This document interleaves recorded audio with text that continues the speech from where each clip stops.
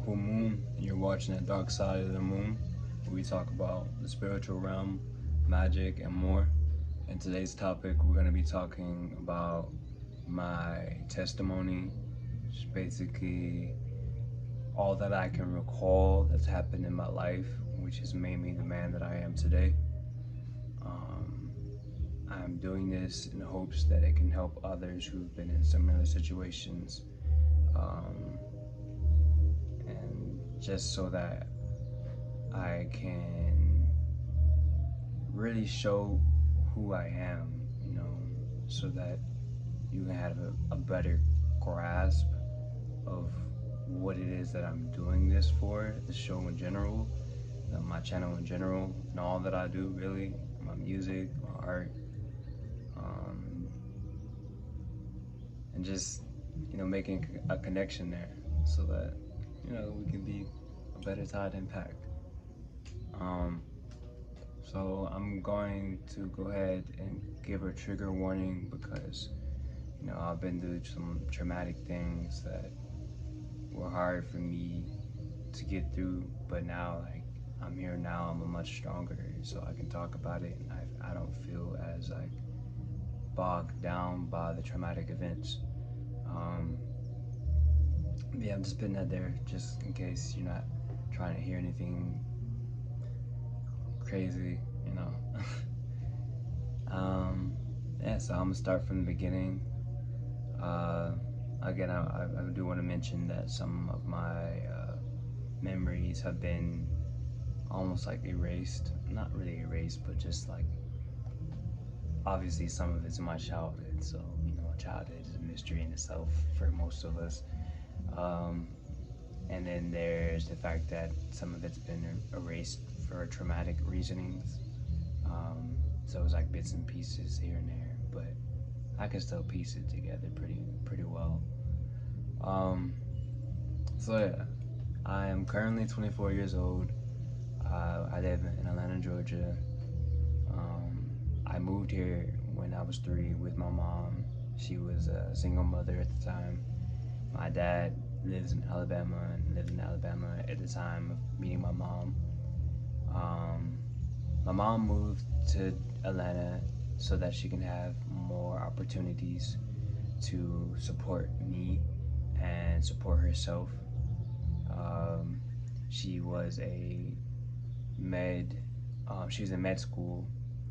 She didn't finish due to the fact that she was trying to support me, and trying to do med school out of all things it's a lot to handle, So initially we moved to the general Atlanta area, somewhere in there, and we moved around a lot due to us not having a lot of money. So along Little Five Points area, that general area, we moved around there a lot, just in the areas that are surrounding it. So with that being said, I was able to meet a lot of pretty interesting people. I met a lot of cultured people just from different cultures, like Jamaican, Haile Selassie people. I just call it that because it's Rastafarian culture. I was around that heavy around my childhood. It was a lot of hippies. My mom was surrounded by a lot of hippies. In that time period, my mom was making food, and she had made a company called Rise Real, and she worked with people like Cecily when Cecily's first started, Arden's Garden when Arden's Garden first started, and other people she worked alongside with in the beginnings. So we had a lot of their foods and stuff. I got to experience that. That was pretty cool. That having that viewpoint of what food could be before, in that time period.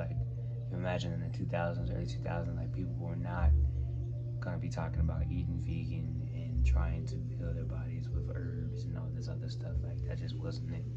So I had somewhat of a head start in this era. Not to say that it didn't exist, because obviously it existed long before that, like long before that. But it was just, we did as a people lose a little, like a lot of it. Let's just be real honest. Like we still on the Popeye shit, like man, going to McDonald's and shit. So, but that's not here or there. It's not about my story. So yeah, moving back onto the fact that we moved around a lot. She didn't have a lot of money, so we stayed with a lot of her friends, and obviously we couldn't stay there long due to a lot of reasonings. So we would move from place to place. And then my middle brother, his name is Kita. Um, he was born. He was born Njiribambe, which is a 16-letter name, Niyirbambe, Njiribambe Williams. Um, and later on changed his name to Chance Williams, and later to Kita. Um, and so in that time period, it became even harder because now she was supporting 2 mouths to feed. And so we were living in our car for long periods of time, going to Walmart to brush our teeth, and take care of ourselves in that manner. I went to Mary Lynn, which is a school in like Candler Park area, again around the little Five Points area. Went there for a minute, and then from there we started. Like I went to a lot of schools prior to that, but that's the one that I remember the most. And that's like I had a lot of memories at, and a lot of fun and stuff.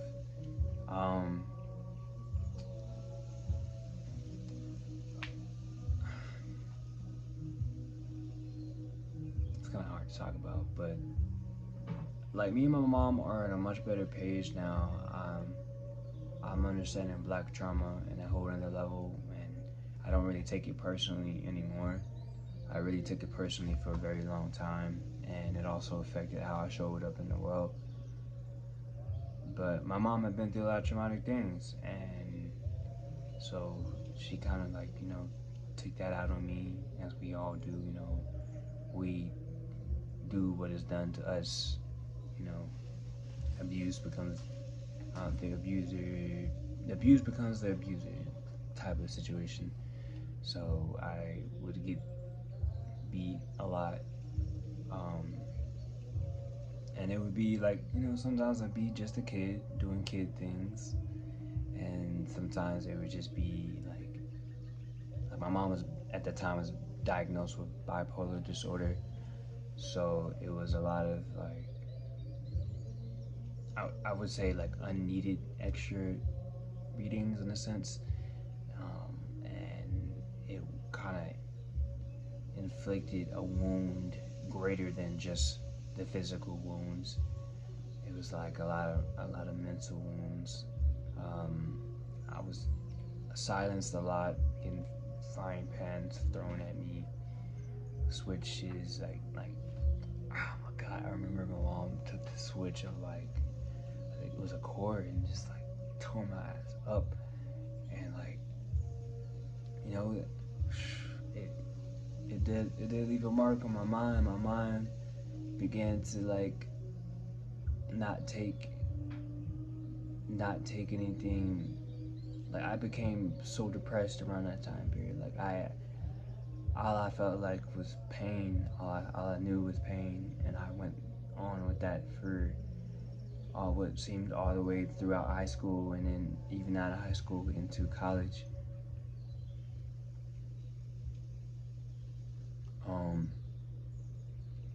And like another issue was like, it made me kind of quiet. It made me where I didn't feel my opinion was valued, because a lot of times I would try to speak up about how I felt, and it would just be shut down.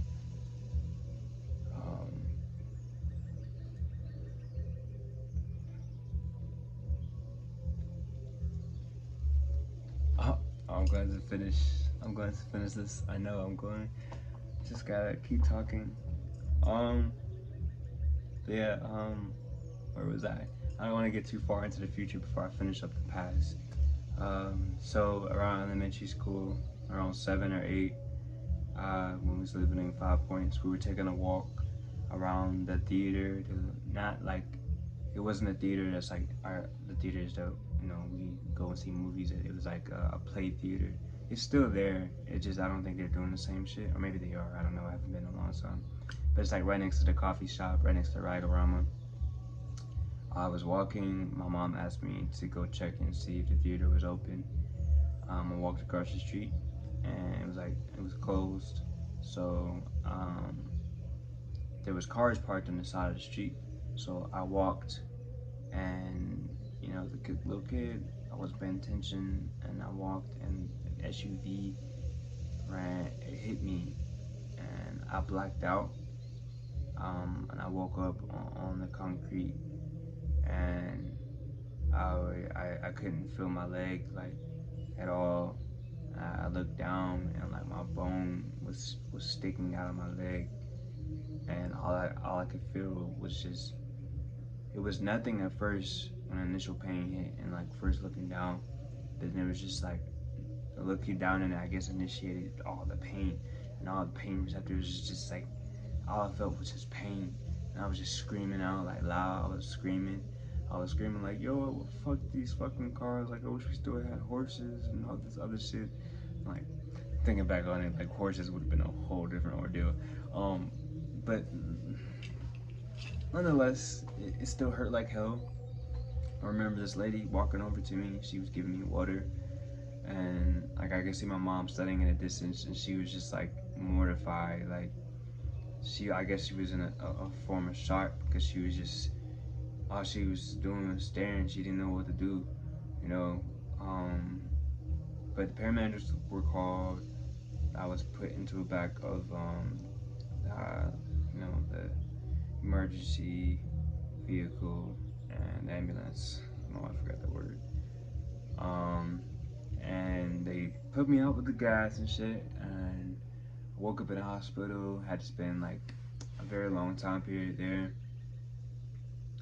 And at the time I was still going to Maryland, so after I got out of the hospital, I went back to school, and I had to be in a wheelchair. And I spent a good majority of that year in a wheelchair, and the kids would wheel me around. They would have fun doing this. And luckily, my school was fortunate enough, because it had multiple floors. It was fortunate enough to have an elevator. So we go up and down the elevator and stuff. Um, but I just remember in that time period, I became utterly depressed, because like as a kid, you running around, you want to use your legs, you want to go talk to the kids and have fun. I couldn't use my leg, like I couldn't walk around, and I've it was weak. My muscles were weak. My nerves, like to this day, I have nerves like, it's like the wound goes from here all the way down, and then on the other side, and then where the bone came out was right here. So there's a big wound right here, and there was wounds on the side. So like in those areas, I can't feel anything, and like my nerve endings are gone, because they had to cut into my skin. Um, so I mean, it took me a long time. It took me a long time to get over that. The fact that I wouldn't be able to feel anything ever. It just made me even more sad than the fact that I was like, that all that shit happened to me. Um, and towards like the end of that saga or whatever, I eventually got crutches and I was able to walk. But this is when they drilled like these two metal bars into my leg. Like they were topical. They weren't in the inside. There was some in the inside, but it was mainly topical. And they had four like big ass nails into my bone, and then like two pieces of metal. So like it would hit against shit, like, and it would just be this weird ass pain.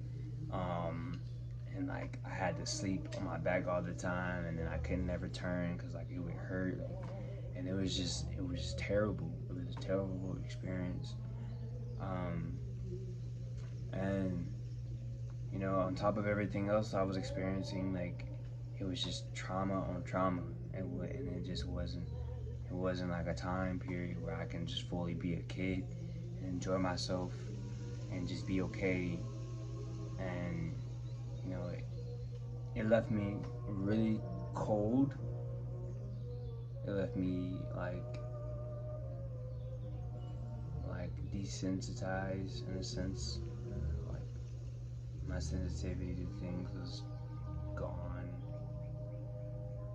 and you know I still try to find happiness in things, you know, of course, but like I went from being a kid to being a high schooler in that sense. So like when I was in high school, I was like in college mentally. Um, so you know that had the superpowers, of course. Like I was a lot more. I was built different than the other kids, and I had like a more realism to me, and like aptitude for greatness. It really secured that bag, to be frank, honestly. I think it was just like the fact that reality changed and reality became so much of a more realistic forefront. Like, oh, you can be hurt. And when you realize that you could be hurt and you're not as like invincible, you know, that's when reality and like shit shifts and changes. Like, you don't know what that does, and if you do, then you know what I'm talking about. Um, but yeah, moving on from that. Around the fifth grade, we moved into a Six Flags area. We lived in apartments and stuff. We was finally like getting up. She was getting up on her feet. She was being able to support us in different ways and stuff. Finding money in different ways. So the experience of like being grounded for a minute, like being able to stay at a specific area, like it was nice. Even though we still moved around a lot, like we stayed in places longer. Um, I went to Lindley Middle School, um, and from there it was called Riverside at first. It was a Riverside Intermediate, which was like the sixth grade center, and then Lindley Middle School was like seventh and eighth grade at that time. I don't know how to do it now, but that's how it was when I was there. Um, and then in that time period, things like things changed a lot. I still had to kind of. I had like a couple more surgeries after the initial surgery, so I had to come in and out of my crutches stages. You know, like I could walk at the time, but I had to go back and get more surgery, so I had to be back in crutch shit. Um, but at that time, I was starting to feel a lot more happier. Of course, I started to have um, like a different experience because let's just be real here. Like the little 5 Points area, like they got money, so it bring if you bring redlining into play, like it was a lot of white people, bro. Let's keep it frank. So I had a different like random friends, you know, it was different. And so when I moved to the Six Flags area, it was black people, and like that was kind of like I experienced black people, but the black people I had were like hippies and like Rastafarians, so they were on some different shit. So I had the experience of like the hood. Welcome to the hood, baby. Gunshots at night, niggas getting robbed, stabbed, friends in my class having babies and dying. It was just a whole different experience. But it was fun in a lot of parts. I really had to like, in a sense, bulk up, like because that I got bullied a lot in that area, just because you know I was different, hella different, raised different, raised a different area. It is what it is. You're bound to get bullied when people don't understand you, um, and you know I had to defend. I had to bulk up for myself. Yeah, I get a lot of willpower. I got a lot of willpower in that time period just because like I wanted to be more, you know. In middle school, I played. My mom gifted me her violin because she played violin, in college, and so I ended up playing violin my whole like middle school and like I think the freshman year of high school. It was 4 years in total, or something like that. I think it was 4 years, 3 or 4 years. Um, but that was really interesting. It was really cool. Um, I wasn't like first chair or second chair or nothing. I was there like third or fourth, but I was still decent. I enjoyed it, and that's what it's all about. And it definitely had like a profound experience on what I do now, which as a producer and like artist and mixing engineer, like my ear, my sound, my ear, I can hear shit. Like it's really nice. Also, my mom was a singer, just to put that out there. So that's where I got a lot of my singing skills from. Um, yeah. Oh, I'm forgetting a major component on my father's side. Um, there would be times where I would go and visit him in Alabama, and I have brothers and sisters over there too. I have in total about 12 brothers and sisters from both sides of my family. Two on my mom's side, the rest of my dad's, of course. And you know, it was pretty cool, having siblings, um, and being able to have that experience. I have two older brothers, so they my oldest brother was always like bullying me, running me around the house, and with staplers and shit. It was like terrifying at the time, but like I enjoyed it. It's a weird experience, but it is what it is. I guess it just made me feel like appreciated to have family. You know, um, and it sucks because like um, years later from that experience, like my oldest brother ended up being in a car accident as well, but his ended up being a whole lot worse, and like he got like his arm like was hurting, like his leg was hurting, his chest. They had to like cut bits and pieces out of his chest, and like he has this huge scar now. So like he like lost his speech in a certain sense. Like he speaks different. His attitude to life is different. He's a lot happier now, and so I'm happy for him. He's come a long way, and I'm really really happy that he's alive. He's kicking it, and he didn't give up on himself. Although I can't tell you like what he's been going through mentally because only the person that really goes through that knows the extent of that feeling, even past of what he's told me. Um, but yes, I'm tying that into the experience because that is part of my experience. Is my father's side of shit, but mainly most of my life revolved around my mom because that's who I lived with.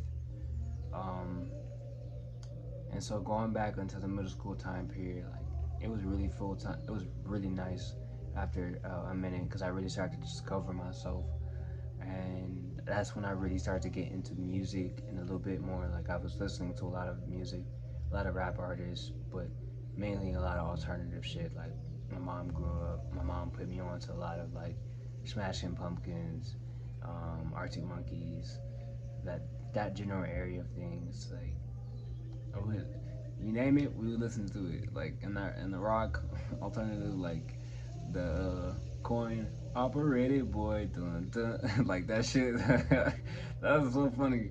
But yeah, that was an interesting time period. And that's when I went. One of my lifelong friends, his name is Corey. I just ordained him as my cousin. Then nobody knew he wasn't actually my cousin, but like it was really cool. We used to pull up all the time, play Black Ops with each other. Like that's when I got like my first like video game thing, like the PS2. And like that's also when I got my first TV too. Like I didn't get a TV till middle school. My mom pretty much raised us without it, and we would be in things like capoeira. I took capoeira. I took I would be in chess. I had chess classes and shit. I played a lot of that. I had a lot of mentors. black mentors, black men who were just successful in certain ways, and they would just teach me things alongside of that. So there was a lot of light, a lot of light in my childhood as well. I won't diminish that factor. Um, but like in the moments of being alone, like everything will come back and press on top of me, and I didn't really have any ways to deal with it. We were a Christian-based household, and everything was about like getting saved. And my plan was to not have sex till I got married. Um, and like originally, like my mom wasn't on that like Christian stuff. Like we were in a Rastafarian path. My mom had locks. She had freeform locks. I had freeform locks as a kid.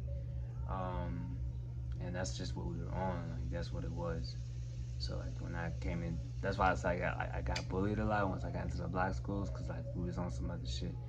Um, Also, there were time periods in between when we didn't have a lot of money again, so we had to move, and we ended up moving to places like Tennessee at one period of time, and Alabama at one period of time. And I had to stay. Well, I'm gonna leave the Alabama thing for a later period because that's a whole different story. Because there was a time period in which my mom had been arrested. I'm not gonna go too deep into it, but it was just she was trying to support us, you know. So she got arrested for some of the stuff that she was doing, and we ended up going into foster care. So we had like me and my brothers had like we had to get separated for one because a lot of foster homes couldn't support like 3 kids coming into the home all at once. That's a lot to take care of. But so I got split up, and I had like so many different foster parents, and like it's hard to really keep up with it. It was an interesting experience in itself. Um, and like that's when I was talking about like the Alabama thing because I went to go stay with my grandma one period of time. She was also one of the foster parents. I think she was like the final one. And that was an interesting experience as well because given on how I was dressing, and like the way my hair was, like my grandma ended up cutting my hair bald, but that's besides the point. It sucked, but it is what it is. But we had I was getting bullied a lot, like, but it was kind of not like just regular bullying. It was like racist bullying because it was Alabama. And we down south, and the kids don't know no better. They know what their parents taught them, and so it was a lot of that.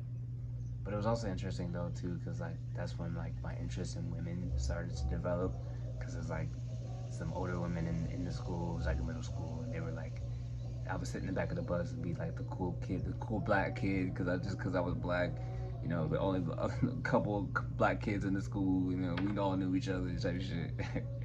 And yeah, it was just interesting because they would always be like, ooh, give me energy and shit. Like it was like, okay, this is interesting. I like this. But yeah, moving on from that moment, I know it's kind of all over the place, but the memories are kind of all coming back as I'm talking about it. So I'm just spewing it out, and I'll give you the time periods from when things happen, but it's not all like linear right now. Um, so yeah, going back into the high school era, after moving out of middle school. Oh, before I moved to high school, I'm gonna finish up what I did at this place. We lived at this place called West Chase. It no longer exists. I think it does exist, but it's just not called West Chase anymore. It's something else. It's like right down the street from Six Flags. It's on that same road actually. Um, and like it was crazy. That living over there was crazy. I got into a lot of fights with the kids. And, like I remember one time I got bullied by this girl, and like I had enough of it, and like I ended up just calling her. I called her a bitch, and like her brother was on the bus, and like he was like, "Yeah, when we get off this bus, I'm gonna beat your ass," type shit. So I got off the bus, and like around that time, I had discovered like Naruto and shit, and like no, I discovered Naruto in like elementary school only because the other kids had TVs, and like I got invited to this party, and like they had like a ninja thing. It was fun. But nonetheless, I got off the bus and started running like a ninja. I had my hands behind my back like this, like that shit was so funny. But it eventually caught up to me because it was a whole gang of them. It wasn't just like the brother. It was like 6 or 7 of them. So they all like grouped up around me and started pushing me and shit. But eventually they let the dude try to fight me, so it was all crowded up. And I just remember being kind of scared out of my mind because I didn't have much experience in fighting. But I also was not the type of nigga to just give up. So like I ran into him, and like I kicked my foot out of the hill, and I was like kicking. I tried to kick his balls and shit, and try to kick his face. And I was just getting into it, bro. I was really enthralled in that fighting. I was like, yo, bro, if I'm gonna fight you, I'm going out. Like, I'm gonna hurt you. I was not the type of kid that was like, I'm gonna submit and get punched in the face. I was like, nah, bro. If you wanna fight me, you gonna fight me, bro. I'm gonna fight you. like I was not to be fucked with in that time period. Um, I don't really remember who won that shit, but I just remember like they were kind of like spazzing out on the fact that I was like being so eccentric with the way I was moving and fighting and shit. Um, I don't really remember what happened to end that shit, but it was just crazy. Got my bike stolen in that neighborhood. It was sitting on the patio. One time I was like laid up watching like Toonami when it was on Adult Swim, and it was a nigga sitting outside of my windowsill watching and looking in the inside. Like it was just crazy shit happening in that neighborhood for no fucking reason. Just like what the fuck was going on? Niggas just shooting. It was just niggas breaking into houses. Like I remember we came home one time and our doorbells kicked in, and like I don't think nothing was really stolen because we didn't have much, to be real. Oh yeah, something was stolen. Yeah, something was stolen. Which reminds me, in middle school, like, my mom had her car stolen by one of her friends when she let them house watch, and like it happened while we were gone. And like she let someone break in the house as well, and they stole a recorder and shit like that. It was just crazy.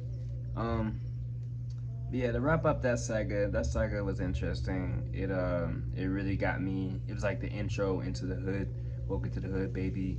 Um, so at that time period, I was really rehabilitating my leg and really rehabilitating my mind, and like finding an outlet. I played a lot of video games. I had the orchestra. I started having crushes on like the women and shit. So like my depression and everything became a thing of the past immediately, almost in a sense. But it's still not to say that it didn't hurt me, because it did, But it just I had something to lean on, which is pretty nice,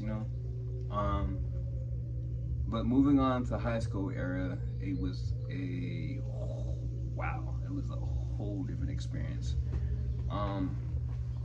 So after all that, everything that I've told y'all so far, you gotta imagine where my mind was at. Like I had become definitely a different person. I started off the year at Pebblebrook High School. I was supposed to be in the performing arts program, but my mom ended up not taking me out last minute before anything else started, so no one knew about it. So, and I was supposed to be majoring in tech and like minoring in I think dance or some shit. I don't remember what my minor was. It was either dance or singing, one of the two. But I wanted to be singing and acting and a little bit of dance too, but they had other plans. Well, actually, I did mention tech too, so I think I could have, yeah. But yeah, nonetheless, I started my freshman year off there. It was pretty cool. I had really developed into, like I told you, the woman thing. It started off. So I had dated this one girl. It's like this light skinned chick. I don't remember. Sucks. I don't remember her name. Like my memories are like gone. I don't like blocked out again. But she was real cool. She was a little sweetheart. She didn't talk much. She was shy, and yeah, I think I ended up taking her to prom later on. I think, oh, like some dance. It was some dance. Yeah, it was some dance. I don't think it was prom because at prom I don't think I was talking to her at that point in time. But like I had broke up with her and made her like really sad and stuff like that. I don't really remember what it was, but around that time period, relationships was different. It was high school. Like, what the fuck? Relationships, we were discovering ourselves and discovering people and relationships. Like, oh, are you gonna be like this for the rest of your life? Like, what is this? And who am I? It was a hodgepodge of things. So, it was an interesting time period to be dating, but I did it nonetheless. After that, after freshman year, I told you we moved around a lot, so we ended up moving to we got this house, and I ended up going to, why am I forgetting the name of the school? Wow, my memory is like ass right now. It was an all women's college at one point in time, and then it became a high school. So the grounds was huge, and this is where I met Cam the Artisan, Laura Bones. What the fuck was the school called? Why am I forgetting this shit? It was in Powder Springs.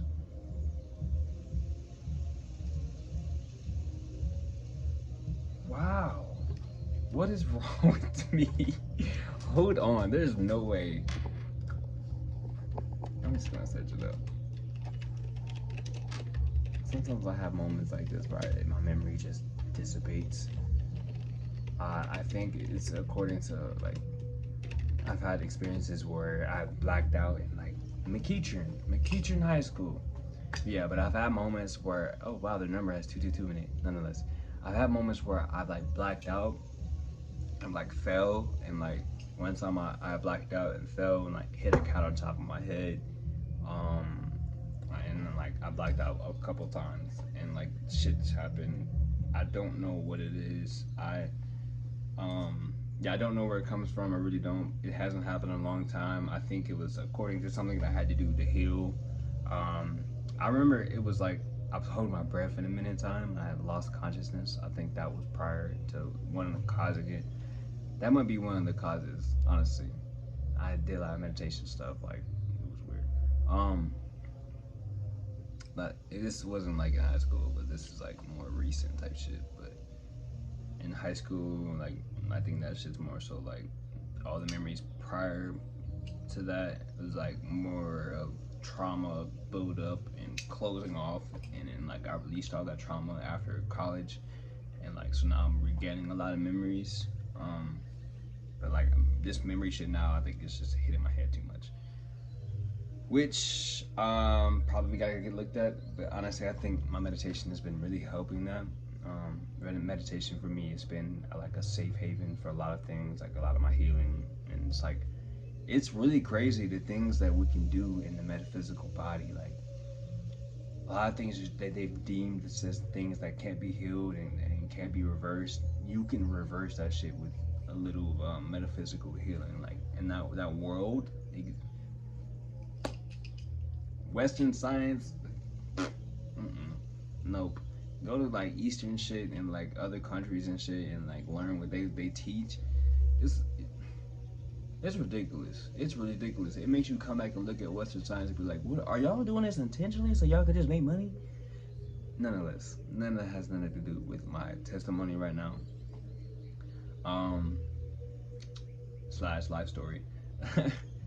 Okay, so let's go back to high school. I went to McEachern with like again, Lower Bones, Camden Artisan, a bunch of other artists that established themselves in that time period. That is really what started the next phase of like my interest into music, because they were doing this shit and they were actively doing it. They were recording themselves and like putting that shit out. And we would go outside in front of the cafeteria and they would just be freestyling in front of the cafeteria in front of a bunch of all these people, and it was just so cool, bro. Like, and the school was so huge. It was like it would take you a very long time to go to different sides. It's like being late. Like teachers would kind of low key excuse that because it was huge. It was huge. They had like 6, 7, 8, 9 different buildings. It's huge. We had like a big ass. We had 2 fields. Like one had just got built, and that's what they used for football. Another one was like we used it for track and shit.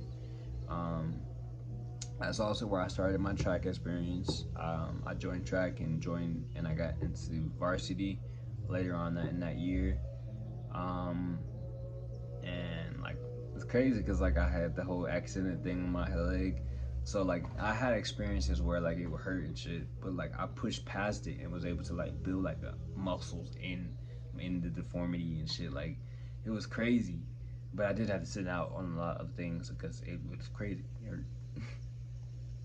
um and like that was a cool experience, love life wise too. Like those are where I met some of my like sweethearts that really left an imprint on my heart type shit, and like I took love a lot more seriously in that time period.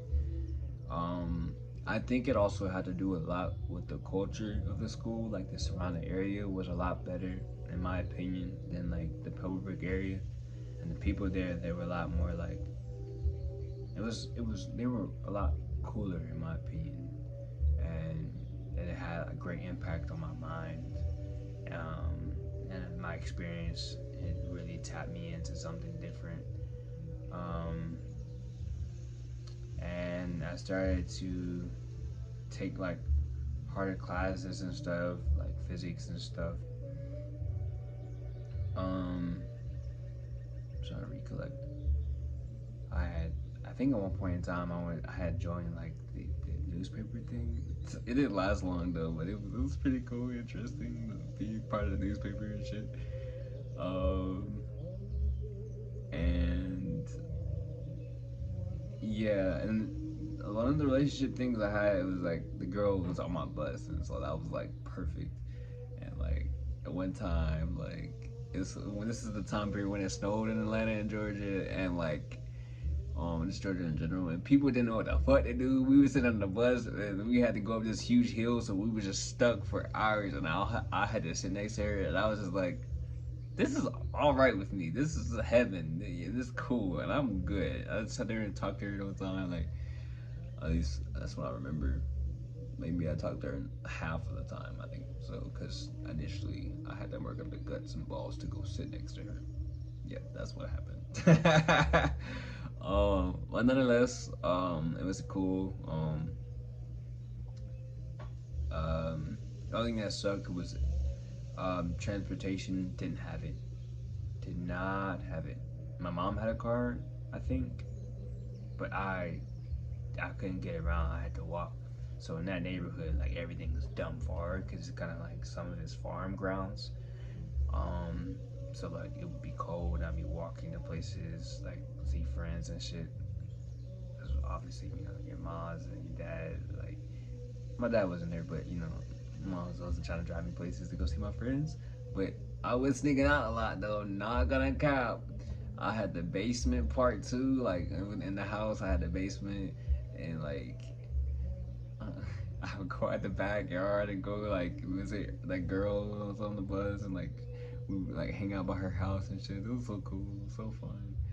It was such a like nice experience. Like if I had to go back to any time period, it would be that one. Like, um, but yes, I discovered a lot about myself. It was more music. That's when I found my first iPhone. I actually found it on the ground. Like that was my first iPhone ever, and like it was unlocked with a out of box case. Like I couldn't give it to nobody because it had no context. It was like, this is suspicious. That's suspicious. I think I had like one contact, and I did try to call because I was an honest guy at that time period. At the same time, I was, nigga, I was in high school. I stole that shit, bruh. I used that shit. Like nobody wanted to claim it. All right, bro. Like fuck it, it's mine now. It was unlocked and everything. Like I got that boy turned on. Yo, it was nice. Um, but yeah, and I was like, that's when I started getting into a little bit more music, like I said, and that's when I discovered like Childish Gambino, and like he was just now coming out with that camp project, and I was just like, this is cool as fuck. And then I discovered like Odd Future, and I was like, dog, this is cool as fuck. And I was like, this is the shit that I want to make. Like, despite the shit that he was saying and all the shit that was being said in Odd Future, like them niggas was on some shit. Tyler the Creator, to be specific, like some of the shit he said I cannot agree with, but you know, shit he created part of me, I guess, sonically. Um, yeah. So parties there were dope. It was fun going to some of them. Um, there was a bit of a hierarchy, of course, like there is everywhere. I always played the card of being cool with everybody, and that's how it was everywhere, and that's how it still is right now. Like it's crazy. Like I'm cool with everybody in different experiences. The cheerleaders had a couple friends there. The football players had a couple friends there. Nerds had a couple friends there. The rappers had a couple friends there. Like uh, in every area you could think of, artists like obviously all around. Didn't get into trouble um, until I got back to Pebblebrook, which we'll talk about in a minute. So like you know, we eventually moved again. You know, financial issues, and like so I ended up going to Pebblebrook again, my junior year. Um, and that is where I met another one of my friends. We're not cool anymore because, like, talking to this. He talked to this girl that I had talked to. No, he talked to her first, and I ended up talking to her second. And he ended up calling her a bitch at one point in time. And I went over to his house and fought him. But he was a boxer, so I lost that fight. He practiced every day. Like, nah, fuck that. I lost that fight. He tired me out and then socked me in my shit. And I was like, all right, look, babe, I went to go fight for you. And she was like, I told you not to do that. I was like, I'm gonna did it anyway. And then called you out. Like, what do you expect me to do? Like, what? But nonetheless, he played an important part too because he taught me about women and he put me on game on whatever. I don't remember what the fuck he said, but I went and I would have a girlfriend every fucking week, bruh, and I would like break up with them at the end of the week because I found something to be wrong with them, or like I found like their flaw, and I was like, nope, I'm gone. And not like my logic at that point in time was I was also a fuck nigga shit. I'm gonna be completely honest. I wasn't being an asshole. I wasn't like on fuck nigga like just fucking around with multiple girls and shit. Like I wasn't like that, but I was more so like flaw. What is this flaw gonna look like 10 years from now if I'm dating this girl? Mm-mm. I wasn't like accepting of the fact that people were gonna have flaws. Like we're human, it is what it is. But some things are like you can overlook it, or some things can be changed. I just wasn't fucking with it. I wasn't with it, and I also was like just scared of commitment, I guess, because I didn't want to end up with someone who wouldn't be someone that I liked. I'm still figuring out what I liked, um, and then like it was high school, like we were intellects and the shit that we was doing versus what we're doing now was much different. Um, yeah, so that was that. I joined marching band that year as well. Played the trombone. Um, we would go out all the time, different schools, and play it at the football games. It would be like long, hot, sweaty days, sometimes cold. And we had practice after school, so I would get home mad late and had to be at school the next day early. Um, and I also was in track too, which was interesting. I joined and I was varsity. I ran a lot. I ran 400, 800, 4x8, four. I think I don't think I ran 600. I don't think I did, but definitely 800 and 400. I think I did 200 at one point in time, 4x4 at one point in time. It was pretty cool. That's where I met Surf. Uh, Surf Skirt is like his Instagram, I think. Let me look that up.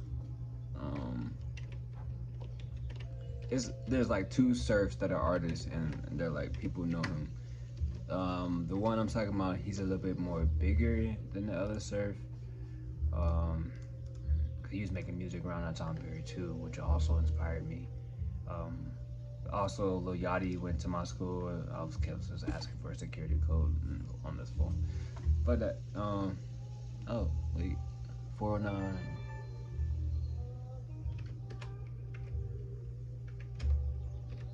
Yeah, Lil Yachty went to my school, went to Pebblebrook. So he also inspired me a lot to follow through with the music thing.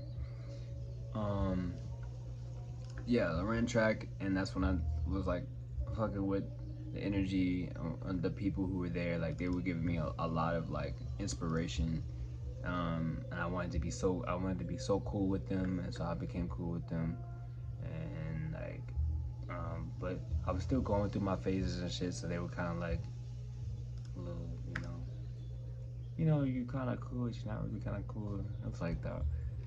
Um, okay, I think his Instagram is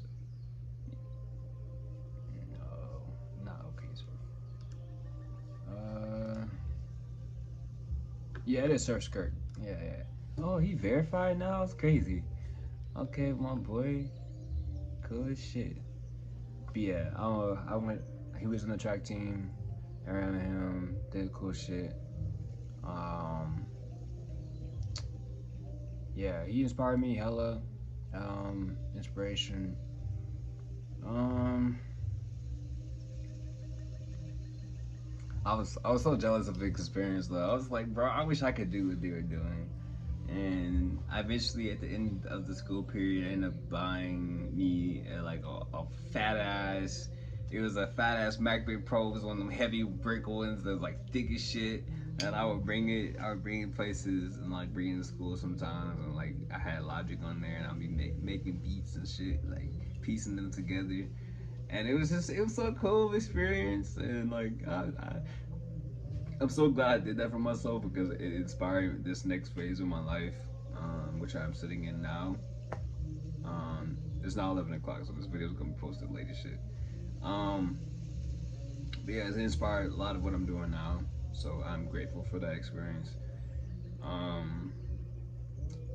Yeah, so getting into senior year, and then after senior year, we're gonna talk about the college area and like the area after college was like Bumbograto. What the fuck was that? Oh my god. Okay. Alright. Alright. Senior. Senior was a doozy. Senior is when like all the shit caught up to me. Like I was an AB student, but then I started to get sad. I had crutch. I had to have some of my crutch experience, like with the crutches and shit, and my high school experience. And so that kind of made me sad around that time because I had to sit out on a lot of things, and so they ended up prescribing me painkillers. I don't remember what it was specifically, but I ended up not really needing them because my pain tolerance at that point was just like out through the roof and shit. Like I had already been through it all. Like so I was like, this is nothing, it is what it is. So I just had the bottle sitting in my room even after the fact of not needing the crutches anymore, and I had my boot. But then I became like depressed just because I didn't know what the feeling was. I still was like getting through my shit and just trying to finish up the year strong. And I would just take them. I would pop one every day in the morning time, and I would just go through my day like a zombie. and be knocked out in some classes. You know, still pass my classes. Some fucking I don't know. just intelligent, I guess. Due to my mom always making me read and shit. I guess not get the TV. You know, it all has an effects later on in life. Um, but yeah, wow. Just talking about all this shit like sparked so much in me. Um, made me regain energy. uh, yeah. So yeah, I was popping them pills. I was, and I didn't tell anybody, and then to my mom, and until like years later. Um, and I ended up coming towards the end of my high school era, not really knowing what I wanted to do. There was heavy talk about college. Everybody was choosing colleges and going and getting scholarships and stuff. I ended up getting into Kennesaw State, um, and I was going for engineering. Um, at the time, I didn't know which engineering I wanted to go to. It was like aircraft or something like that. I was still up in the clouds, but they said I had time to think about it as I was in college. So I was like, I'll take opportunity on that and just take my first little courses the first and second year. Um, but before any of that happened, before I graduated high school, there was an experience that happened, and so I was trying to be cool. I had my like first car around the time period. I think I was on my second one. Now that I think about it, yeah, it was definitely the second one, and it was a little white Toyota Camry, well Corolla, and I would like be picking my friends up and dropping them off. You know, I became one of those guys. I let people use me for my car. Didn't, and then I kind of cut up to the experience. I'm like, wait a fucking second, y'all are just using me for because I got a car. Like, then you know my brain developed obviously. But there was one time period where I put the wrong motherfucker up. I waited for him because you know he lived in my neighborhood, and I was like, all right, cool. I'm gonna wait for you to, you know, we were at school. It was after school, and he's like, yeah, I gotta go do this thing real quick, and I'll be back. And I'll hit you up. I'll let you know like when I'm ready. And so like I was like, all right, cool. And I was like, wait a second, can I just come with you? And he was like, yeah, you can, but I'm about to go do this, and that, which I will tell you in a second. So I'm following this dude. We go to the back of the school, or whatever, and like there is this girl, bro, and long story short, I'm not gonna go through the whole thing because it was like kind of embarrassing. But I got my dick sucked at school like a dumbass, and like um she ended up doing with a couple more dudes. It wasn't just me, and oh my god, looking back on this shit, it's so funny. But in the experience, it was not funny because like um the girl ended up being a little younger age than I was. I was a senior. I think she was like a sophomore going into junior. So she was not in the age bracket that she needed to be. She was a 1 year off. So um I don't know con what happened to make it happen, but I would just remember being sitting in school, and the bell thing went off, and there was a list of names that had been called out, and I was one of the names, and there was like about 8 to 9 names that had been called out. Yes, it was that many dudes. and like and so we got called into the office, and I was the last one that they interrogated or whatever. I saw like the list, they had my name last, and so they just asked me a couple of questions. I didn't snitch, I didn't say shit, but I guess they already knew, and they were just like, all right, you all right, we already know what the fuck happened, you know. And like the police officer came in, and I just remember like my balls dropped, and not in a manly way. They was just like, wait, what the fuck is going on?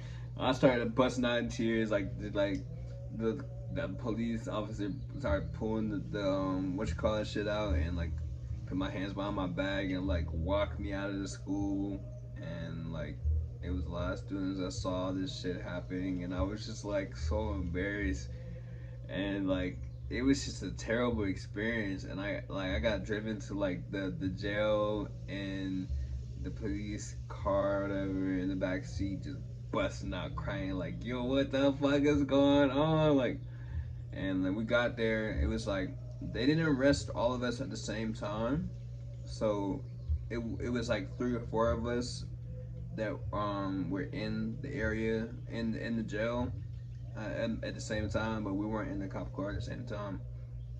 I guess they arrested us like at compartmentalized. Um, compartmentalized. I don't think that's the word. Something's in my eye.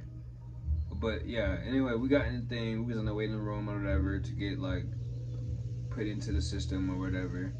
And like one of the dudes was like asking me. He was like, yo, did you snitch, bro? Did you snitch? You snitched, didn't you? That was you. You snitched. I'm like, bro, how am I snitch? I was the last one called. How? How was that? How was that, nigga? Come on, make sense of that, please. But yeah, it was just terrible, and I missed out on. I got suspended too. It got put on my record. Um, and the girl who did all this shit, she only got suspended. She was suspended for like 2 weeks and got back in school. Lucky her. Um, and then I got to show my record to this day. Like I think I got like first offenders or whatever, so it's not as like affected. It could have been a whole lot worse because she was also underage, and like I didn't know that at the time. She didn't disclose her age. And then when I asked the dude who got us involved in this shit, he was saying like she was over age and shit. Like I'm like, bro, this is stupid. She was 1 year off, like 1 year fucking off, like, and like because I had just turned 18, like I was now an adult. So it was like, what the fuck? It was really bad on my part though. Like it was bad judgment. I had I had prior to this, I had gone through a phase. Like I told you, I had a girlfriend every week.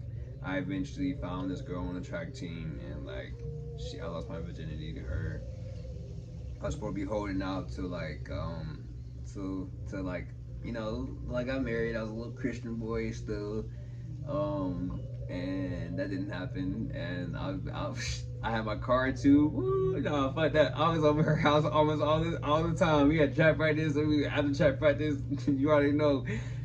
Track like her mom be gone all the time. Like it's just like a high schooler's dream, bro.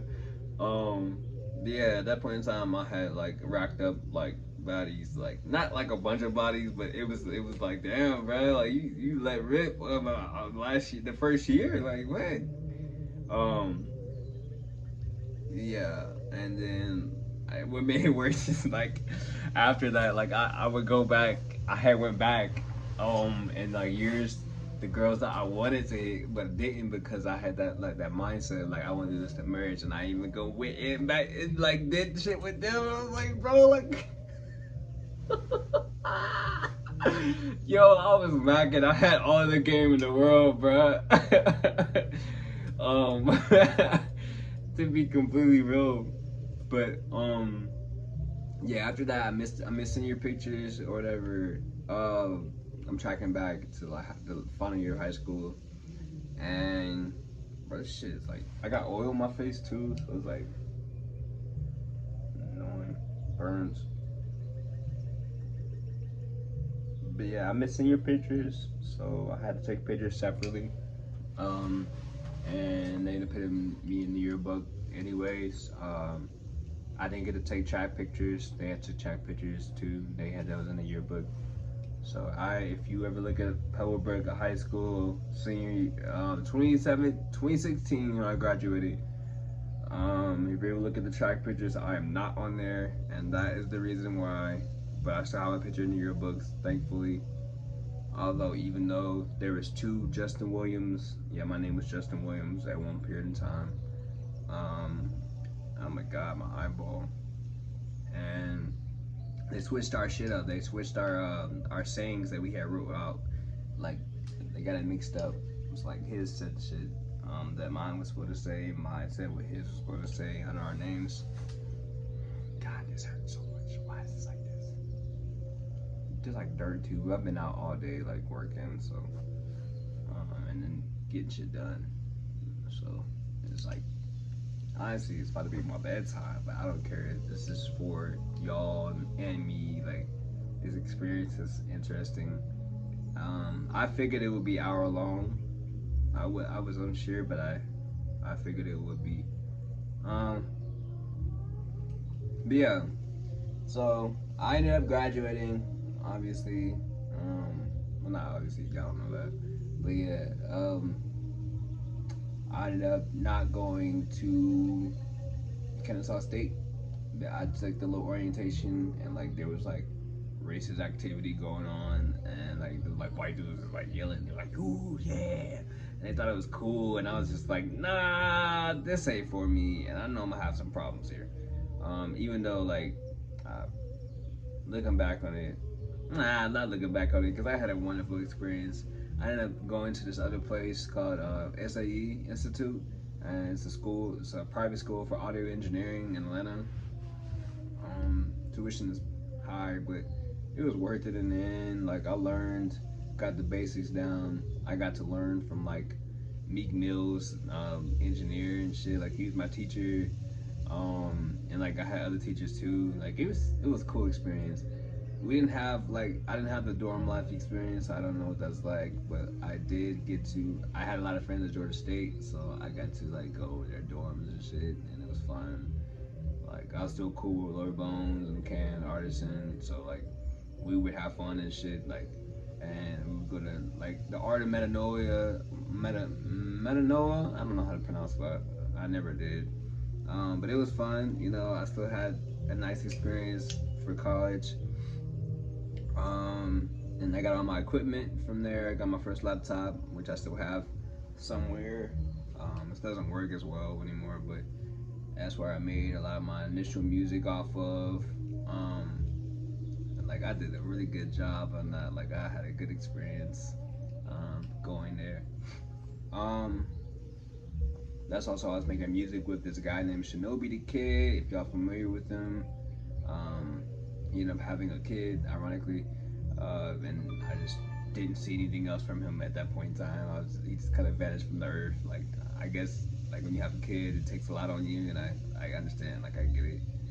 Um, so you know, it is what it is. Not mad. Um, but yeah, at that point in time, after I graduated college, I ended up getting me and my mom was going through shit, so I ended up like moving out, and I got my first place, and I was staying in this. It wasn't nothing big, phenomenal, or whatever, but like, sorry, my nose hurts. It wasn't nothing big. I was living in like this. We had a rented out room situation, and like they were renting out rooms to people, so I was living there, and that's when I met my first. I call it my first official relationship because it's the longest relationship that I ever had. Ashley, and it was the coolest relationship. I honestly, I won't say the coolest, but honestly, it was pretty cool. I'm not gonna lie. It's like Mumble and Ashley, they were pretty cool. You know, pretty cool people. With Ashley, it was like she was a lot older than me. She was like 26 or something like that, and I'm like 22. Yeah, I think like that. And so she introduced me to a lot. She introduced me to psychedelics, which was like, oh my god, that changed my whole life, and that's what kind of like it pulled a lot out of me, and I really had to see my trauma, and I got to experience, okay, why was I feeling the way I was feeling for like these last couple of years, you know? And like I had turned legal age to drink. Oh, so it was actually 20. I was 20. Yeah, and I turned 21 during the relationship, and that's when I first had I was drinking before that, you know, like I had my drinks here and there, but like I had officially got drunk, like stupid drunk. I had like one of them big ass bottles of like, you know, the Shutter House or whatever, red rose or whatever. I had about my first bottle, and like I got stupid drunk, and it was just pain in my body, and it was just like I was crying, and like she was holding me, like coddling me like a little baby and shit. That shit was terrible. But it was fun experience, you know. She would make food for me in the mornings and shit. It was so cool. It was like it was sweet, and like I really cherished that relationship. I tried to really do my best.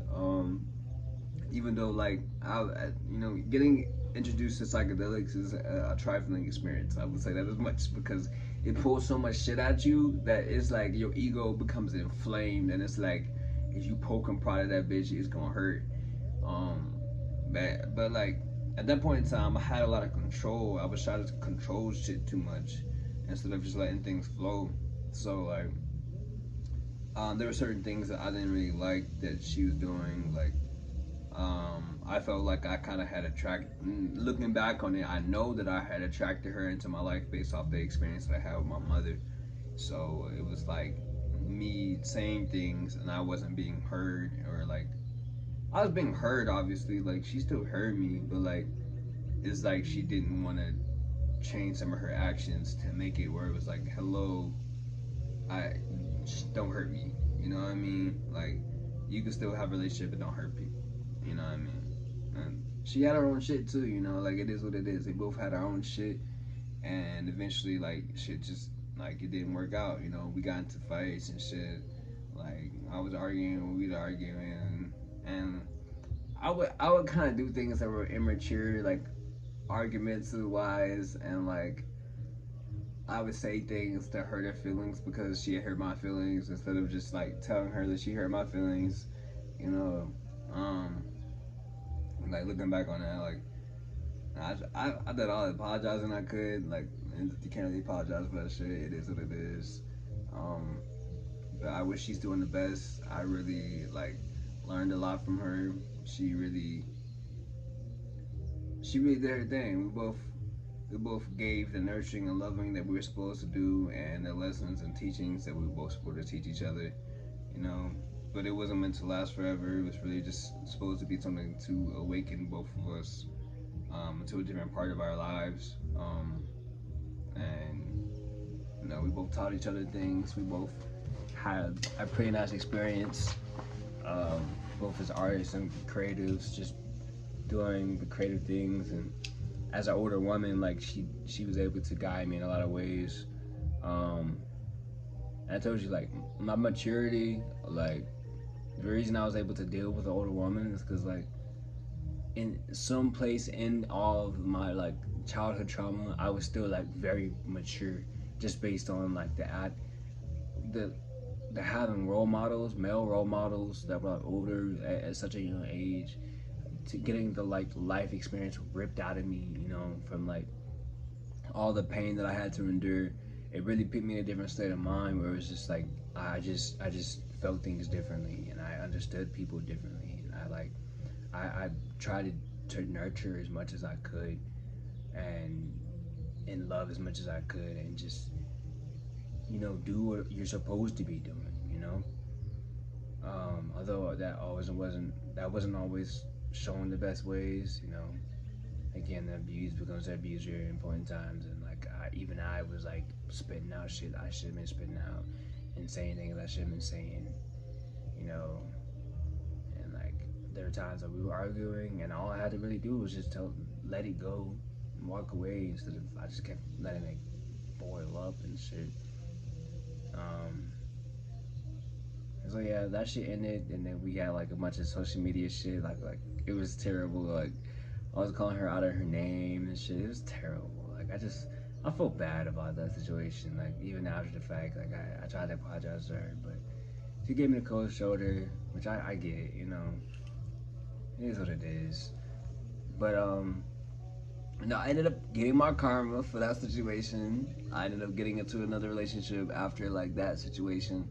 But that like immediately after, I waited and did a lot of healing. I met some more people, and like I went further into my artistry. It's when I met Rashford, the We Gotta Make It dude. I met Ashayla New. I met Cyphro. I met Lakewood. Oh my god. And I met it was one of Ashley's friends at first, and Ashley introduced me to him. Um,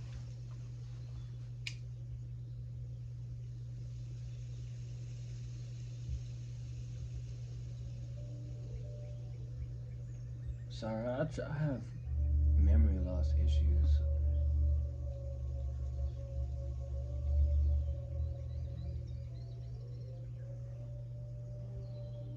I had said that before, but it really becomes a problem sometimes. Even when like I'm remembering like people who had a huge impact on me, like Sawyer. Why the fuck did I forget that? Um, but Sawyer had like a big impact later on in the situation. Like after I had my experience with like Rashford and Shayla and like moving forward and doing a lot of healing work and like seeing myself in them, like this is when a psychedelic journey really started. I really started to take it more. I lost my fucking mind, bro. Like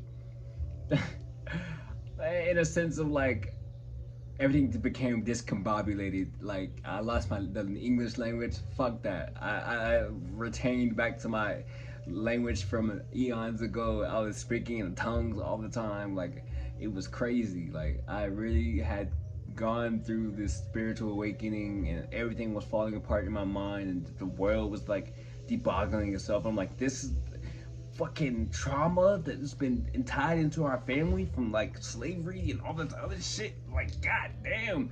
And then my mom's shit had a bigger impact than what I thought it did. It was impacted all my relationships and all this. And I'm like, I really got into a really introspective space and was like, okay, like no, I couldn't do another relationship. I was like, nah, I gotta heal. I gotta do a lot of healing.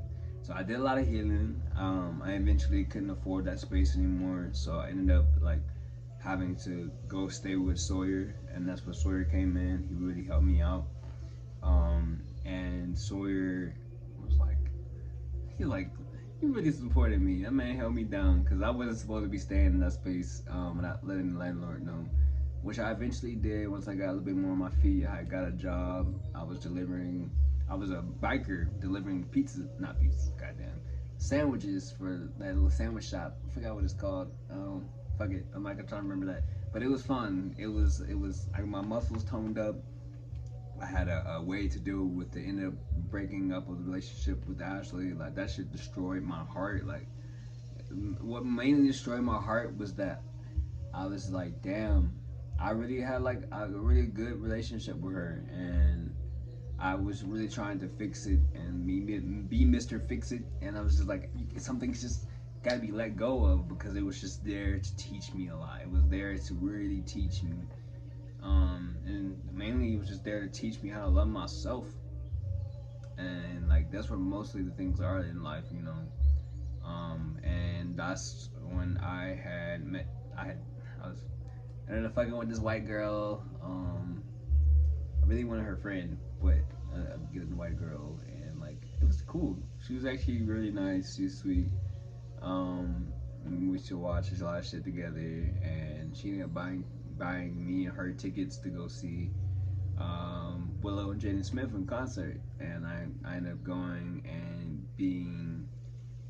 I was on LSD that night. I was seeing their ethereal bodies, and I was just like, they were singing to my soul, and it was just like, what is this? Y'all are on some other shit. I wish I grew up the way y'all grew up, because what? Um, like them being in mystery schools and shit, like that's interesting. Like that's pretty much how they got that shit. Like, but nonetheless, like, it was cool. I just that relationship wasn't really doing it for me. My spirit felt agitated being with her, and I don't think it's because she's white, because I really don't have an issue with color. Like we're all from this planet. We are human beings. We're all pretty much the same. Just different colors, different places that we came from, which gives us this different abilities. You know, it is what it is.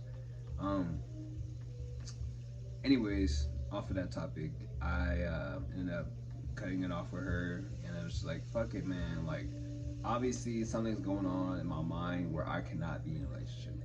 So I took time to develop myself and to become a better version of myself again, because I didn't want to hurt anybody. I didn't want to attract any negativity into my life. And that's when I ended up meeting Mumble. And me and Mumble had a pretty interesting experience.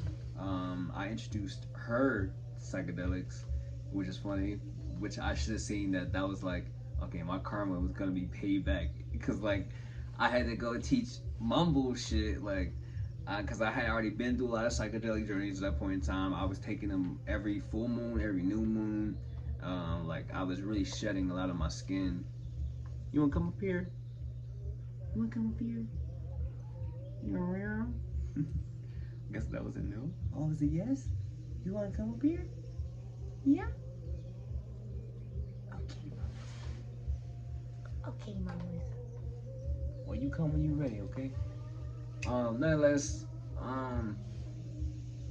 yeah. So I met her through Rashford. We went to go see. Who was at doing it again? What's that man name? He's an artist. Andre 3000. Andre 3000 studio. We went to his studio.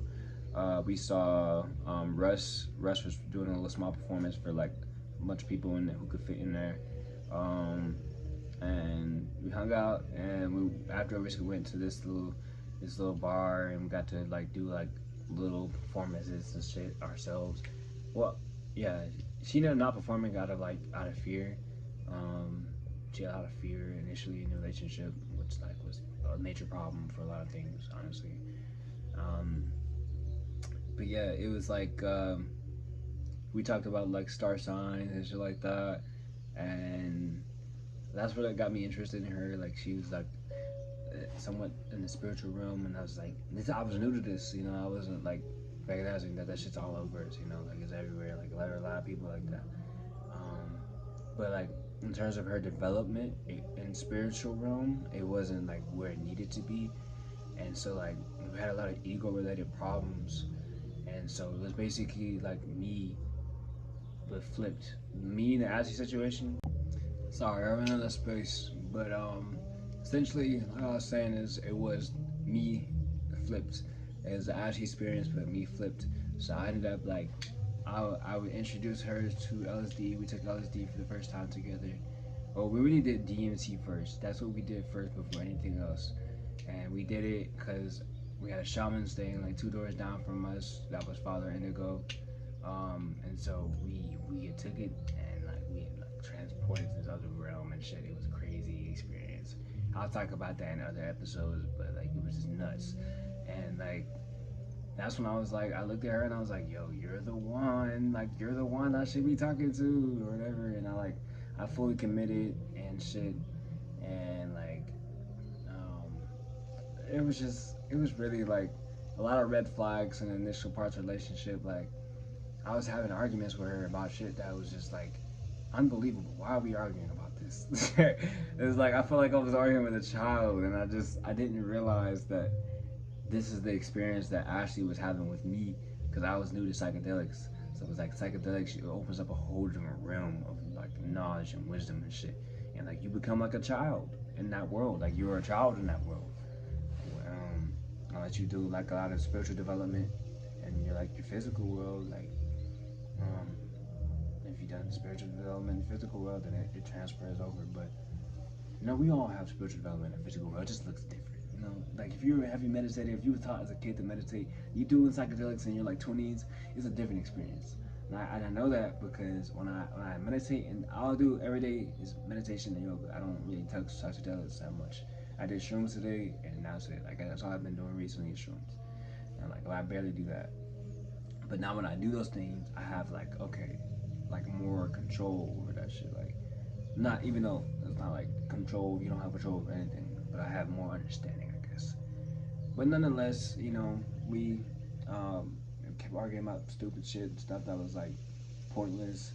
And but I just took it as maybe this is something I have to go through after being, you know, being in a relationship. Like this is something that you just have to undergo. Like sometimes you are going to butt heads, but I should have seen that it was a red flag, because a lot of the times it was just her. It was just her repeatedly, and and I kind of just like towards the end of the relationship, I got really fucking tired of that. Like I felt like I was the one holding up the relationship as best as I can, and that then began to really drag shit out of me. Like I really became like she was tearing my soul out of my body. Like I was running. It was the runner chaser, but I was constantly the runner. So I when I learned about the runner chaser thing and twin flame relationships, that is when I was like, okay, I have to become the no, I was the chaser initially. I said I was a runner initially, but I was the chaser because I was chasing and she was running. So then I started to switch roles on her ass. I was like, okay, so now I'm gonna do the same thing to you. I'm gonna flip the shit around. I'm gonna run. And so I would do that, and I noticed she would be chasing me. And I'm like, okay, this is cool. But then it was just like problematic because it just felt like it just didn't feel genuine. It's like I don't want to run. I'm not trying to run. Let's solve our issues. Let's solve the problems. And so we kept going to Father Indigo. We had a lot of rituals and shit like that. My rituals was just like us taking psychedelics and doing sage and like pulling tarot card. That's like ritualist. Like we're not cutting dead bodies, not doing that, none of that shit. Like, you know, that's what we did. You know, and so I tried Geronimo, LSD, you know, shrooms. We did all that. We sat by the campfire. You know, we had talks with all of us, and it would be cool. You know, and like, you know, we developed a lot in the summertime, and then the lockdown happened, and you know, and like we spent a lot of time together, stuck in the same place. I invited her to come stay with me because like she didn't want to stay like with her moms and shit, and it just felt right. It felt right. It felt like the thing to do because we had grown so close, and so we were playing house, learning how to get along with each other, conversate, um, and that's when like shit kind of like hit the fan, low key. Um, we developed a lot. We brought our shit together. It was nice. It was cool, but it was just like it was just that childlike conversation. It's like having a conversation with a child. You ever have a conversation with a child before? And it's like you don't you know the child has a lot of development to do, so you don't want to get mad at the child. But if you were in a relationship with that child, it's like it can be kind of unbearable. And I lost my shit one day. I'm not gonna lie. We were in the bathroom and she like came in the bathroom and I think she started peeing from what I remember. I was brushing my teeth and like she told me get out. And I was like, get out. Get out. Well, that's not something to say. I said, I called her privileged. Yeah, I called her privileged. And that's what's on the police report too, by the way. We'll get into that later. I called her privileged, and I ended up leaving the bathroom, and they had a little door at the side of the bathroom that was like the water heater was. I slipped, and it was connected to the room. I slipped back through there, and I was like, "Yo, you know, you kind of suck." And then, like, she got mad at me after I did that, and I left the bathroom. And I went back to the room. She came back in there and like no, she ended up leaving the bathroom because I had walked back in there and I had like started brushing my teeth again. I was like being an asshole because I was just tired of the shit. And like she went into the room and slammed the door like loud as fuck. I could heard it from all the way to the bathroom. The bathroom was towards the end of the house. And so I'm walking in there. I'm like, bro, don't slam the door. Like we have roommates. Like don't be slamming the door. We're not gonna have arguments and shit. Like it's gonna be loud as shit. We don't want to disturb the roommates.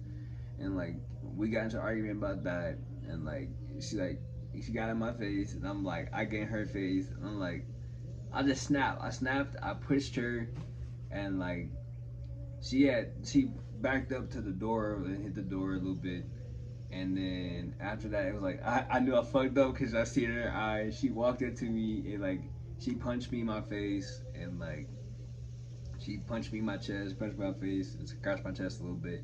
And I was like, all right, okay, I deserve that. I pushed you, and I shouldn't put my hands on you. I shouldn't have put my hands on you. And so after that, she kept going in on me. So I was like, okay, I can't do this anymore because like it hurt. It didn't hurt the first couple of times. My pain tolerance is high, but it started to hurt. So I held her both her wrists, and I was just like, God damn it, I'm in this situation. And like I'm strong as shit, so I don't realize like how hard I'm strong. I'm trying to make sure she don't get go, cause she like, oh, I'll get knocked in my face again. So like I eventually had to let go, cause I can't hold this girl hostage, you know. So I let go, and like apparently she had like I held too tight, and her shit was like, you know, you could see the fingerprints or whatever, and and then I was just like, bro, just don't hit me in my face, like don't hit me in my face. And so like she goes and she starts knocking shit down around the room, and I'm just like, yo, I have expensive studio equipment in the space. The space isn't that big. She's getting closer to the stuff, and I'm like, I had to grab her and literally like pin her on the bed. I'm like, yo, calm down. I know I pushed you, and I apologize for that, but just calm down. I don't want to have the neighbors like you're screaming and yelling, like, cause I wouldn't let her get off the bed. I was like, yo, don't get off the bed, cause I don't want you knocking my shit down. And she's like, all right, cool, just let me go, and I'm gonna leave, and I'm gonna go chill the fuck out, and I'm gonna calm down. And so the roommate is like knocking on the door, cause like Sawyer's knocking on the door, and um like he's like, yo, is everything good? Is everything good? I was like, yeah, we just got into an argument. And she's like, yeah, he's like, is she okay? He's like, yeah, she's okay. And so like she ends up leaving her room, and she ends up taking a walk. And I'm like, okay, that happened. That shit sucks. I didn't want that to happen. And ended up sitting there for a minute. She went to go take a walk. And it turns out the police like knock on the front door. And I didn't realize it was the police. I just heard knock on the front door. So I went to go open the front door, and it's the police. And like I had let at this point in time I had let my my friend at the time, what was his name again? What was that little nigga name? I keep forgetting his name.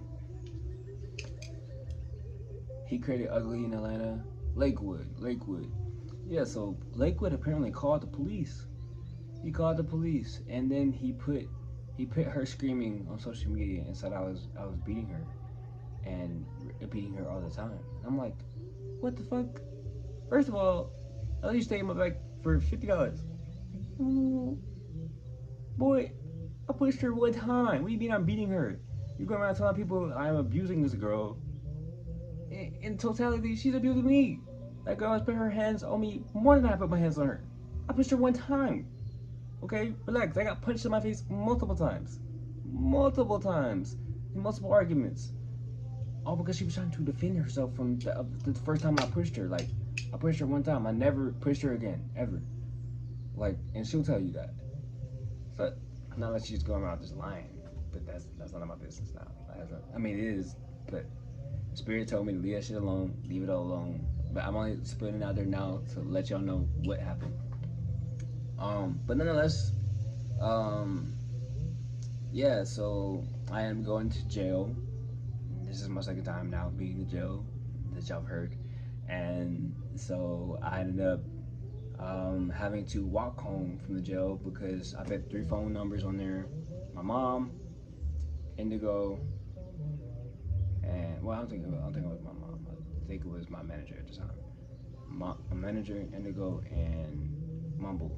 And Mumble's phone was off at the time, so she didn't pick up. Indigo, he didn't pick up on the first call, didn't pick up on the second call, picked up on the third call, but didn't say anything helped. It wasn't enough, nothing helped much. Um, and my manager, I either don't know if my manager or my mom was on the third. But anyways, I didn't have transportation to leave the jail, so I had to walk all the way from the jail to my house. So it took like an hour. And I got to the house, and like half my shit in my room was missing. I didn't have my phone because I gave it to my manager. Well, I gave it to Mumble, and Mumble gave it to my manager. And like apparently, like one of the roommates told me that I had to go because like obviously I got arrested, and that was against like my lease or whatever. So yeah, that happened. And so like after that, like I went to go stay with my mom. I had a lot to think about, obviously. All right, so I ran out of space again. It's a long video, so it is what it is. Anyways, my stuff had been removed. I stayed with my mom again. I had a lot to think about. I was in so much rage and anger and frustration. Me and my boy had taken a little break. But eventually we had started up again, you know, and there was a lot to talk about. Seeing the error of both of our ways, I guess. Um, and from there on, we got back together. Everything got better. It really took on a new form. Although there was some resentment on both sides, you know.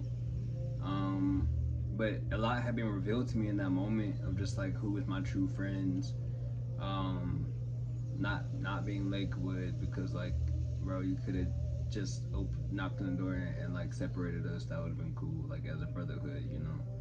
But to like put it on social media and then pay me as a guy like that's not who I was. Like that shit sucked, and like a lot of people unfollowed me. And it was karmic, you know, because I had the situation with Ashley, and I was basically the fucking same thing that Mom was being to me, and so like being on the other half of that, I was like, oh no. So we was both being toxic, but now I got to stop my toxic being pushed on me from another mirror, you know. So that's like how I really started getting into this whole karmic thing, noticing how karma plays out. Um, yeah. So after that, you know, me and Mumble worked things out. I ended up getting up another apartment, and this time it was like more official. I was by myself, and then she ended up like coming around. She didn't. She was trying to push this like 2 year no communication thing out so we could figure our lives out, and I was like, that's dead. And then she eventually found out that was dead, and she missed me, so she came back, and like she ended up moving in with me, and so we tried it out again. You know, it was cool. It was really nice that time. You know, it wasn't a lot of people in our relationship, which was a plus, and that was probably what we needed in the first part, which we talked about. And but now the problem was more so about money because I had my avenues pressed against so many different ways, and you know, like the whole situation happened, so I lost a lot of connection, and like it was just like it was ass, and like my money had dropped down because I didn't have like my shit going with my mixing shit, and even now to this day I'm still picking that back up, but like I found other ways to make money, so like I mean I'm not too worried about it, but um it really put a dent in a lot of what I was trying to create, and I really wanted to have like this powerful black coupleship, and we go and like really make an impact on the music industry and show what black love is supposed to be about, and that was my intention, and like I wanted to be able to. She told me what she felt from her, like, you know, what her parents have been through, and she said she didn't want to recreate that, and I'm like, neither do I, and I really wanted to make it work, and I really had a lot of love for her, you know. I had a lot of respect, and I had a lot of like, I really wanted to make things work, you know, and I displayed that in every facet. I gave her a lot of wisdom, knowledge, and she gave me a lot of wisdom and knowledge, and we really got to teach each other a lot of things, and you know, I appreciated that relationship. It was genuine, and I liked where it was going. Um, Even though it didn't end up in the place where I thought it was gonna go, um, sucks because like in my spirit, my spirit was trying to tell me like spirit be talking. Spirit would tell you the truth. You just thought it's all about tapping in and listening. So I got back. I was doing a heavy meditation, heavy yoga every day. In that time period, and I made it more of my daily ritual. Um, but turns out like Mumble had definitely cheated on me, and like I ended up finding out about this from an absence of information, um, with one of my friends. Like it was crazy. It was just like, how is this happening?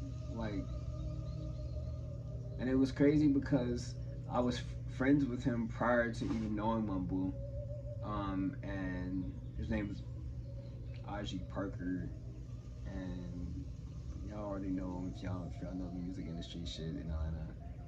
Um, like she just didn't tell me a lot of what happened, and that was red flag number one. But red flag number two, three, four, and five was the fact that she didn't tell me a lot of what happened. Didn't happen. What did happen? So it didn't. And it happened during a time period when she wasn't really trying to talk to me. So like we were still trying to figure things out and fix things. So she called it a break, but it really wasn't a break. It was just like us trying to fix things, like and like not talk to each other for a minute so that we can like calm down for one, two, fix shit. And so she took that as not cheating, but we were still in a relationship. She still wanted me to be committed to her, but it happened, and I held a lot of resentment for it, and it was just like then that's what our arguments became about, and it just became like toxic again.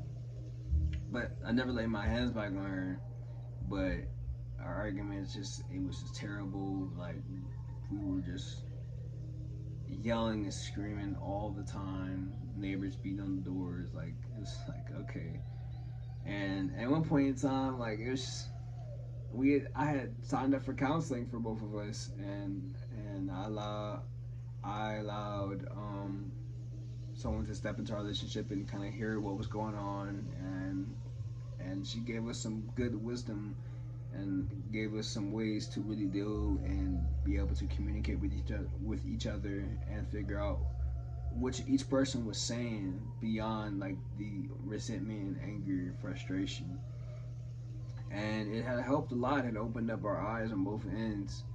But at that point in time, like it's like she gave up on the relationship, even though we was like I was still trying to work on it, and get past all this shit. But I get it. Like I get it. I do. But at the same time, it was like a lot of what got us into the problems in the first place was the ego battle. Like I kept trying to tell her, like, yo, the part of the psychedelics is you supposed to be releasing your ego, not strengthening it with fear. And it was always her strengthening it with fear by allowing the relationship that she had with like her parents to inflict on the relationship that she had with me. And I'm like, this isn't the same relationship. You have to take that away by letting go of that experience. And I know that's asking for a lot. I was able to do it by the whims of my teeth with my mom's situation, but it became like the core issue of the problem. And it was what became the issue was the fact that she would never see what she was adding on to the relationship. So it was just me all the time being the problematic one, apparently, in her eyes. But it was never her. It was never her. It was never her. And I couldn't take it anymore. I even like I held my tongue. I wrote down what I felt. It had been 4 to 5 times of her doing things that I didn't feel comfortable with, and I wrote it down instead of having a conversation about it. And then I brought it up to her the fifth time. She didn't have a conversation. She was like, I don't have a conversation about this tonight. I'm like, this is the fourth or fifth time that you've avoided trying to have a conversation about things. And so at that point in time, I was just like, you know what? I'm just going to go ahead and end this. And so I ended up breaking up with her. It was crazy that night. She ended up like, I don't want to go in on detail because I don't want y'all to think negative of her. Um, but I didn't do anything. I didn't put my hands on her. It was smooth on my end. I smoothed my way out of that guy. And honestly, I would just have to say it was one of the best decisions that I made in my life because it was really killing my whole spirit. I didn't feel the same person coming into that relationship and going out of it. A lot of it was in a good way though, but a lot of it was really detrimental to my heart. My heart became dead because I had given out so much love and I didn't feel a lot in return. And it kind of felt like, a lot of karma. A lot of karma. But at the same time, it was like I could see through it. I'm like, people who do that, it's like you don't see what you're doing in the midst of it because you're unaware of what you're doing. And so me being on the other end, it's like, yes, this shit hurts, but at the same time I had to realize that she doesn't even notice it. She doesn't know. It's like, forgive, like that saying in the Bible, forgive them, God, for they know not what they do. That is literally it. That is literally what it is all about in life. Like, we think we know what we're doing in the midst of things, and then you come to find out, like, a year later, you come back to shit and you're like, holy shit, wow, I didn't even realize that this is what it felt like, or this is what I was doing. So, like, even after the relationship, she came back to me a couple times more and was like talking to me about how she was showing up in relationships. She was like, oh, I didn't realize that, and I didn't realize this, I didn't realize that. So, like, it even further confirmed it that I was not tripping. I was not tripping. Like, I felt like I was tripping. I feel like it was like one of those situations where, like, oh, you're just trying to put it on her because this, and that. I'm like, nah, I wasn't. And I was not tripping. I was not tripping. The whole entire time I was correct about how I was feeling. And, like, I should have just went on that because those were red flags and they were just being shoved into my face. But I wanted the relationship to work out so bad that I put myself through it. And, like, I counted that as, like, this is what love is. And it's like, that's really not what love is. Like, it really ain't. Because love is supposed to be, like, no one is fucking perfect. Let's get that set in stone. No one is fucking perfect. But the people who come back and they're able to look at their actions and apologize and be able to make different behaviors happen and get out of their ego and see that it's supposed to be a union, not a separation. Because the ego is all about separating.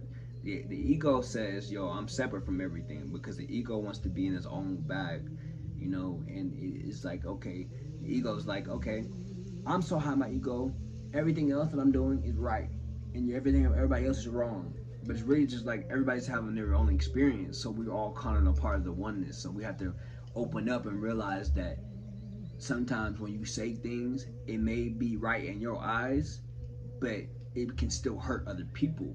So, like, we may be unintentionally hurting other people. So when people come and tell us that, we have to realize that, oh, okay, I can't do this to make this work. I can't do this because this is hurting this person. It may not hurt me when I say it, this might be my norm, but it may not be their norm. So, I learned that too, like, from, like, just transitioning through all this shit. And yeah, man, like, I gave y'all that story. It was really, like, in depth, and I wanted to let y'all know that because that's where I'm coming from now, and, like, that's all what makes me into the person I am now.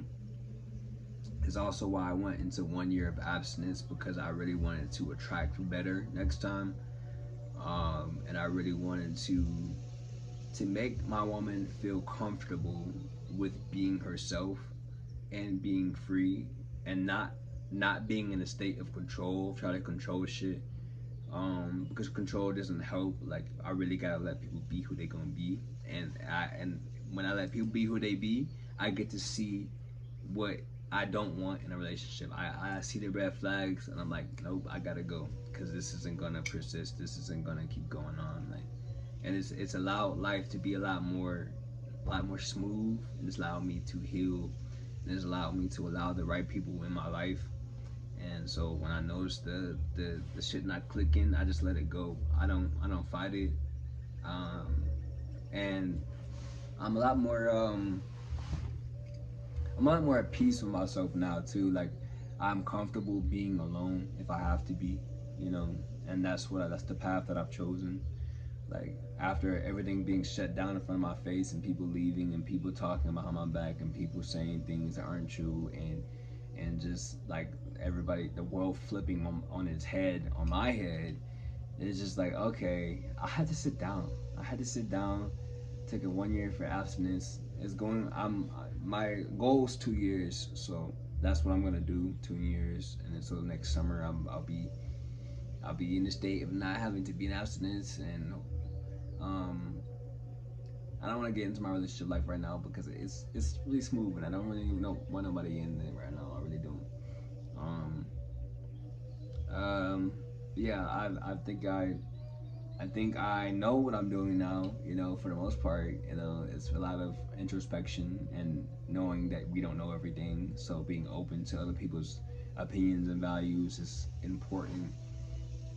And just being more of my masculine energy allows the woman, energetically, without words, without physical action, without anything being said or done, like it allows the woman to be in her femininity, femininity. I think that's how you say it, which is so important for a relationship to thrive between a man and a woman, um, because it's like it's subatomic at the end of the day. Like it's energy at the end of the day. Like it's atoms at the end of the day. You are magnets at the end of the day. So it's like it allows me to be attractive to the one that I'm supposed to be with and supposed to be building with, you know, nation building with, because that's essentially what I want to do and what I've always achieved, even if it's lackluster, you know. But now I want it to be more concrete, and you know, that's always been my goal, is to provide love and to provide a safe haven energetically and allow the exposure of the woman that I am with to be a one of evolution and loving experience, you know, and compassionate and freedom, you know, not freedom to go and hurt each other, but like freedom to like you can say what you need to say and be in a space where you're okay. You can speak your mind. You shouldn't have to be scared to speak your mind, you know. Um, but yeah, that up to this point, that's pretty much what my life has been. It's been an up and down path. It's taught me a lot. I've had to really let go of a lot of things, and I really had to shoot my ego down and and just come out and be real, being honest, being loving, being respectful, being compassionate, being empathetic. That these are all the values that I hold on to, and it is essentially what is making everything smoother in my life now. And I'm forever grateful to Spirit for helping me, because Spirit played a major role in making all this happen, teaching me, guiding me, you know. And yeah, guess this sets the tone for a whole new journey. It already has, you know, moving. To be honest here, like I got a new place, obviously, like, but this time it's like more concrete. Like I got a job, I got amazing friends that, you know, are a lot more concrete because I'm a lot more concrete. I've met some beautiful souls that are like nurturing me, and I'm nurturing them. And you know, life has a lot more subtlety to it, a lot of more peace, and I'm forever grateful for that. But yeah, if you made it through this whole episode, this is my testimony. I hope that you've learned something through my journey and my explanation of my journey. I know it's been all over the place. I know I spilled the guts on a lot of things, but I just gotta be open book sometimes. Um, and yeah, make sure you hit that like and make sure you hit that subscribe. I know it looks like I'm high right now, but I'm really just tired as fuck, and like it's been a long day. So yeah, peace.